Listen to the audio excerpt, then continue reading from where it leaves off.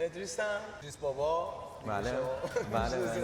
15 سال تایلندم. چطور شد که زندگی تو شروع کردی؟ من از همون بچگی میدونستم تو ایران نباید بمونم. یه روز داشتم راه میرفتم تو کوچه هتل، گفتم بچه‌ها بیام ایران سریع برمیگردم تایلند. اولش که اومدم اینجا با همون شرکت توری که اومده بودم دفعه اول مسافرت، با همون دیده دیگه منو تنهایی فرستادن. اون موقع مثلا تور فروختن واقعا هنر بود.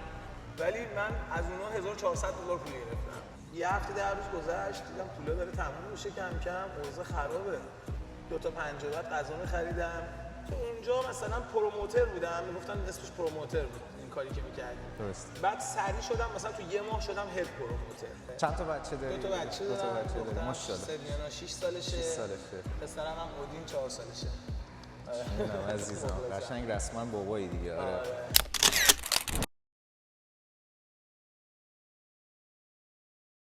اینجا یه کمی قضیه دیگه داره جدی‌تر میشه. آره. حالا بریم راجع به این که چی شد که اولین بار یعنی دیگه کار این چیزا تموم شد و از بعد از کووید بگو چی شد و بگو که چی شد که بیزینس زدی، چون که الان بیزینس‌های خیلی زیادی داری. خب ببین من اومدم تایلند، برگشتم تایلند بعد از کووید. خب اوضاع خیلی خراب بود اون موقع واقعا. اومدم به خاطر اون سابقه کاری که داشتم رفتم دیسکو لوسیفر. صحبت کردم و منو میشناختن خب قبل دیگه اون سی ویمو بهشون دادم، چی میگن سابقه کاریو بهشون دادم و دیدن خیلی طولانی و طویله، به من کارو دادن اونجا. و اینکه رفتم اونجا شروع کردم کار کردن، منیجر دیسکو لوسیفر شدم.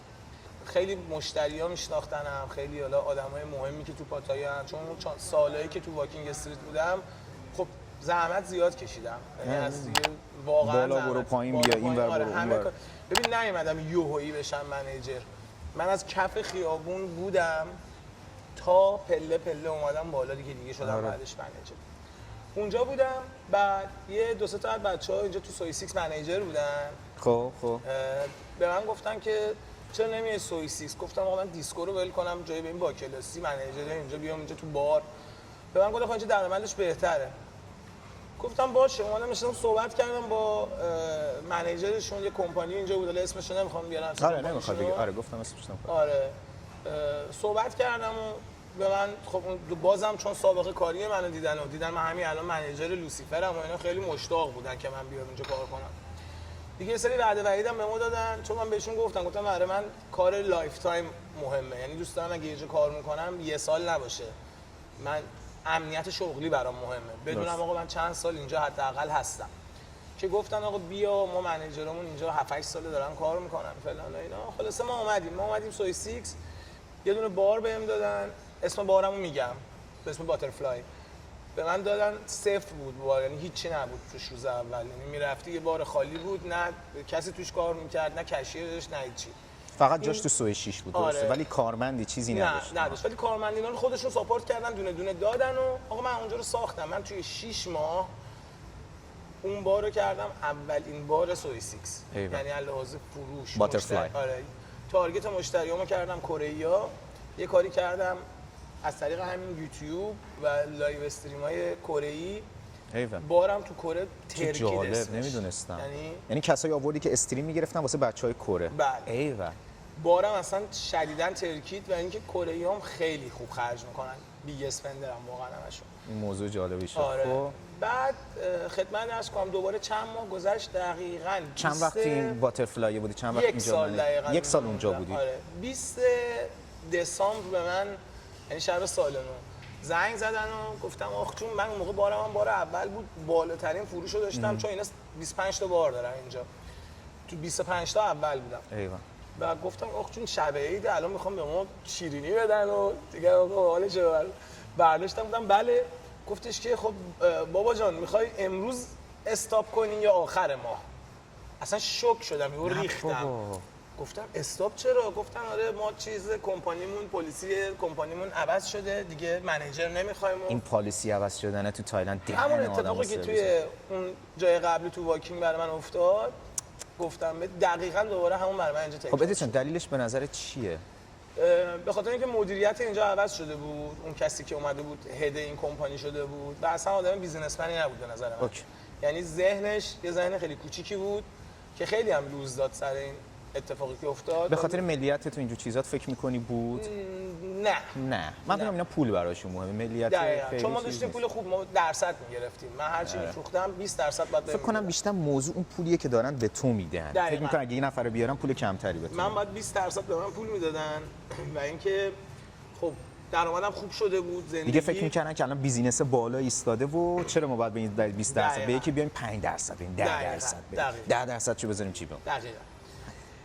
خلاصه آقا شب عید به ما اینو گفتن و من تازه زندگیم خیلی بهتر شده بود، یعنی درآمدم نسبت به لوسیفر 5-6 برابر شده بود. درسته. شما وقتی درآمدت میره بالا، لایف استایلت که عوض میشه، میری بالا، دیگه پایین اومدن دوباره برات خیلی سخت میشه.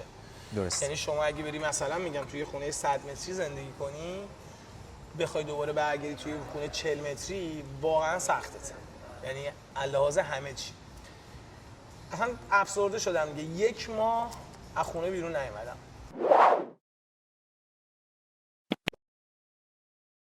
از اینجا به بعدش دیگه خیلی قضیه جالب میشه. برای اونایی که دوست دارم بدونن، اینجا به بعدش واقعا چالش زندگی من. ما اصلا همه ویدیو رو رفتیم که به اینجا که تو چطوری بیزینس داری، چطوری بیاری، چه کارا چیه می‌کنی تو.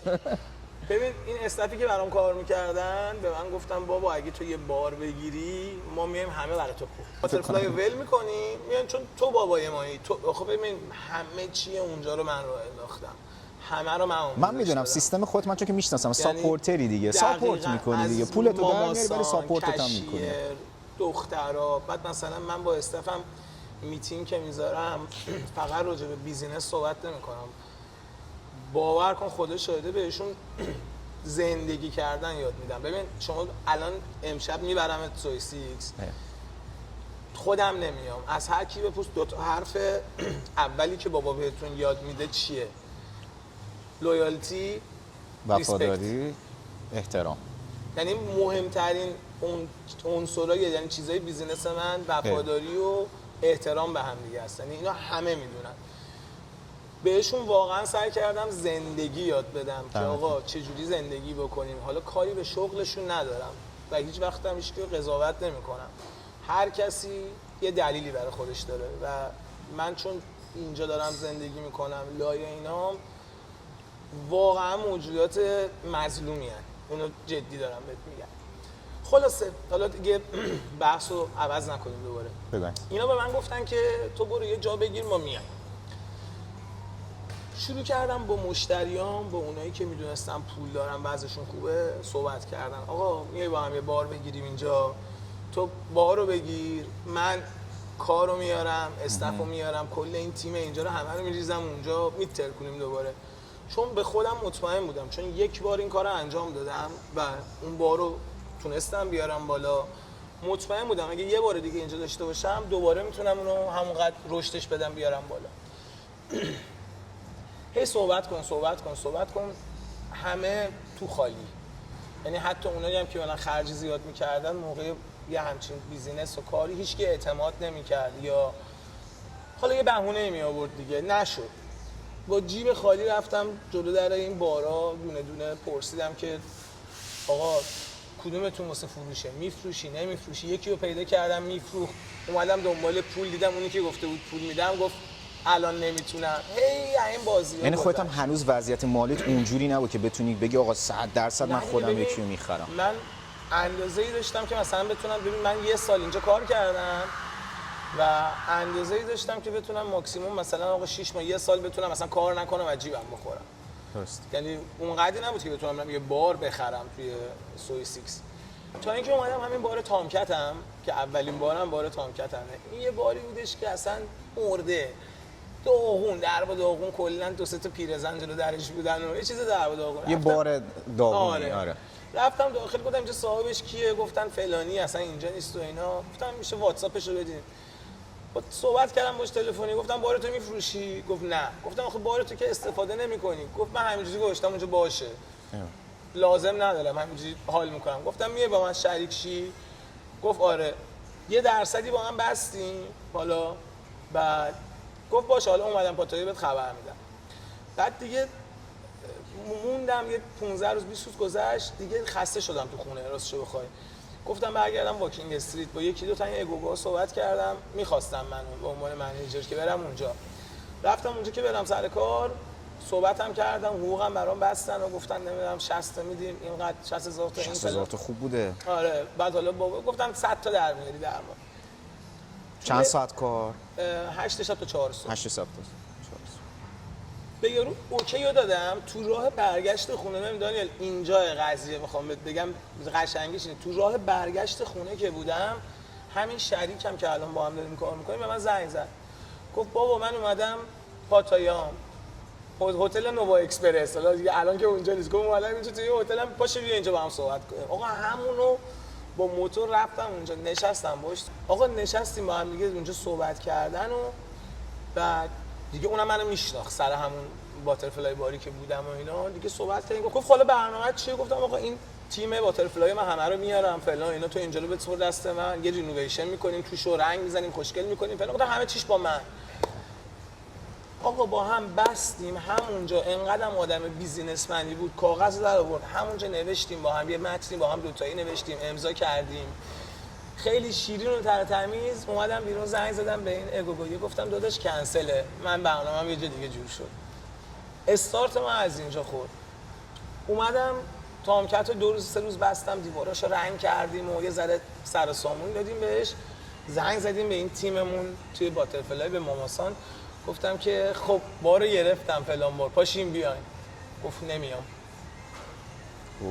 بچه ماماسان توی کلام میشه کسی که رئیس این دختر است، یه خانم، یه منیجر، یه زن سمباله، معمولا منیجر چند تا از این دختراست. خب یهو گفت نمیایم، یعنی دختراشو نمیاره، خودش نمیاد، دخترش هم نمیاد. یهو دوباره انگار یه سطل آب یخ ریختن رو من. گفتم چرا؟ گفت من تازه اینجا قدرت گرفتم، تو رفتی همه چی اومده دست من، میخوام خودم رو اینجا نشون بدم. گفتم بابا تو که دیدی اینا چه آدمای نامردی ان، همون کاری که با من کردم با تو هم میکنن. گفت حالا به من فرصت بده، میخوام یه چند ماه دیگه اینجا باشم، بعداً دیرتر میام. آقا ما موندیم بدون تیم، نفر. بدون هیچ، یعنی جا رو داشتی، شریک رو داشتی، نفر نداشتی. نفر نداشتم دقیقاً. که اصلا اگوگو هم بدون دختر که هیچ دیگه. آره دقیقاً بدون هیچ اونجا موندم. ولی همه چیشو دوباره از صفر خودم ساختم. ببین زندگی خیلی باحاله.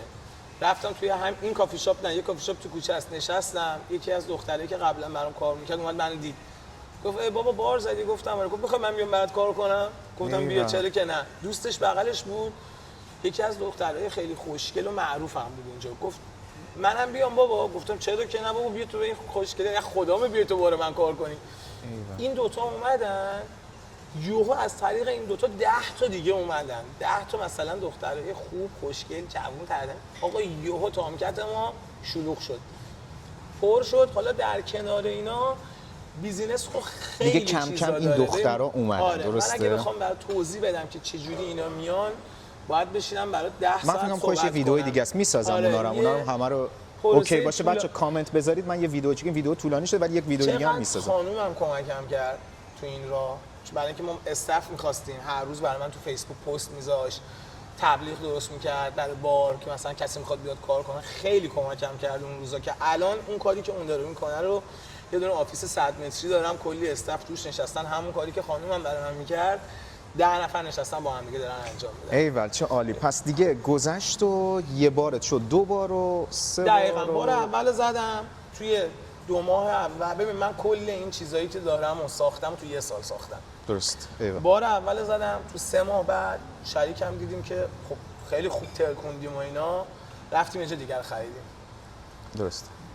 3 ماه بعدش رفتیم یه جای دیگر خریدیم. 3 ماه بعدش یه جای دیگه که الان شد 5 تا بار که دیگه آخریش هم همین بابا باره که بابا بچه نگاه کنید، بچه عکسش روی تیشرتش گذاشته، بابا رو هم گذاشته، پاتایا 106.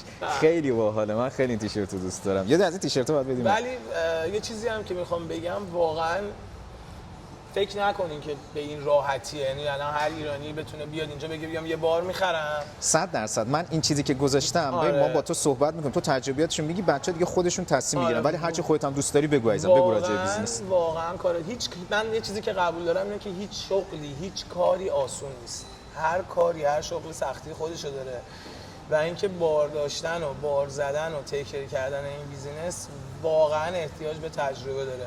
من معتقدم به اینکه اگه 14 سال گذشته من اون سختی‌ها، اون زحمت‌ها رو نمی‌کشیدم، از توی اون خیابون شروع نمی‌کردم، هیچ موقع اینجایی که هستم الان نبودم. بله داداش. مهمترین چیز تو بیزینس اینه که شما بدونی با تایلندی‌ها چجوری صحبت کنی. مخصوصا توی تایلند که ماها اینجا به خاطر اسکیل ورکر و این چیزا نمیایم و کشور مهاجرپذیری هم نیست. نه تنها مهاجرپذیر، تازه یه صدی هم جلوت میذارن که داداش شو پیشرفت نکنی برگردی کشورت. واسه همین من کشور توریستیه. اول وفاداری رو یاد دادم اگه گفته باشم. وفاداری خیلی اینجا مهمه. و خلاصه این که دیگه بارا اوکی شد و الان دیگه در خدمت شما با 5 تا بار دیگه بازم اگه چیزی من یه چند تا سوال ازت بکنم اینجا نوشتم. بیزینس وسط این همه دختر چه حس و حالیه؟ ببین خب چون من خیلی ساله اینجوری بیزینس میکنم، یعنی اون قبلا هم که تو واکینگ بودم خب تو اگوگو بودم دیگه، محیط اگوگو هم که دیگه میدونی چجوری. آره عکساتو من گذاشتم بچه‌ها میبینن وسط این همه دختر، همه با این لباسا، چه حسیه؟ اوایلش خب جوون بودم، مثلا 20 سالم بود، 22 سالم بود، 25 سالم بود، خب خیلی حال میداد دیگه، میدیدی کیف میکردی، حال میکردی، خوش میگذشت. ولی دیگه بعدش عادی شد. واقعا آدم باورش بشه که عادی میشه. خیلی واقعا الان باورتون نمیشه من شاید سالی یه بارم دیسکو نرم. واقعا سالی یه بارم نمیرم. خب پس در ادامه سوال بعدی اینه که حست به این همه کارمندا و دخترها چیه، چجوریه؟ اینا همش مثل بچه‌های منن، اینو جدی میگم. نه اینکه بچه واقعا اصلا من واسه همین بابا صدا میکنن. اصلا دلیل اینکه من 5 تا بار تونستم تو 1 سال بزنم، یعنی هیچ کسی نمیتونه این کارو بکنه. درست. به جرئت من ندیدم، حداقل ایرانی مطمئنم ندیدم. شما پولش هم داشته باشی نمیتونی ران کنی بیزینس. با پول نیست قضیه. خیلی اومدن اینجا پول گذاشتن رفتن، همه اون میدونن داستانا رو. آره. بحث پول نیست. به خاطر اینکه منو واقعا اگه هیچ کی منو بهم نمیگه باس یا بهم بگه مثلا رئیس یا چیزی، همه منو بابا صدا میکنن و کاری کردم که دقیقا همین فیلینگ و این احساس رو داشته باشم که من واقعا باباشونم. یعنی مشکلی اگه دارن من استفمو جوری تیکر میکنم که هیچ کس دیگه اونجوری تیکر نمیکنه استفش، یعنی یه جوری مواظبشونم. درسته. اتفاقی براشون میفته اولین نفر من اونجا. هیچ رئیس، یعنی شما کمپانیای دیگه اصلا نمیدونن رئیسشون کیه، اصلا ندیدن تا الان. من سر کوچیک، یعنی یکی از دخترام یه مشکلی براش پیش بیاد بره بیمارستان، اولین نفر من اونجا. یعنی میرم میگم چی شده، کمک میخوای، چی میخوای؟ چون محبت میکنم بهشون، واسه همین همه دوست دارن با من کار کنن. و مهمترین چیزی که همیشه میگم به همه، به هر کسی که توی این شهر، توی این کشور بیزینس میزنه، چه اینجا چه هر جای دیگه، مهمترین چیز اسم خوبه. یعنی تو باید اسمت من میگم باشه. اعتبار خیلی مهمه. پوله اصلا به کنار، اعتبار خیلی مهمتر از پوله. من برای من کار میکنم به خاطر اینکه همه اینجا میگن تایلند، میگن بابا جایدی مقمق. جایدی مقمق به تایلندی یعنی خیلی خوش قلبه. میگن به خاطر همینه، یعنی همه دوست دارن از جاهای دیگه کویت میکنن کارشونه که بیان تو تیم من برای من کار کنن. ایوالله. چون واقعا تیکرشون میکنم، واقعا هواشونو دارم و واقعا میگم من فکر کنم بده بسونه دیگه. اگه هواشون داشته باشی، اگه آدمای لویال و خوبی باشن، به نفعشونه که بیستن با تو. همیشه توشون بد و خوب هست. آره منم همینو میخوام یه آدم خوبی هم هست توشون، ولی خب تایلندیا اکثرشون آدمای با آره معمولا آدمای اوکیه. اگه بهشون پول برسونیم همشون اوکیه. بعد برنامه‌ت واسه آینده چیه؟